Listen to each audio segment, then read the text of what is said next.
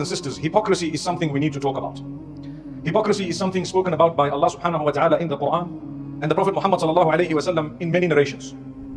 We need to know what it means. We need to know where we fall in when it comes to hypocrisy. And it's a very important question, because if the likes of Umar ibn Khattab radiallahu anhu was concerned about himself being from the list of hypocrites, then who are we? May Allah Almighty grant us goodness and freedom from hypocrisy. Nonetheless, we need to know there are two major types of hypocrisy, and it's important to learn this and to know it.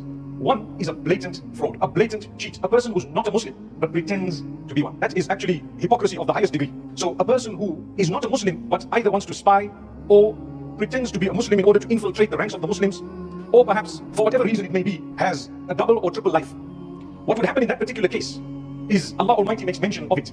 And He says, indeed, the hypocrites of this level, of this type, are of the lowest level of hellfire. Worse than a person who says that I'm not a believer. Because they weren't believers anyway, and they were even worse. That's the reason, so it's logical. But that is called Nifaq i'tiqadi, which means it is hypocrisy in belief. May Allah protect us.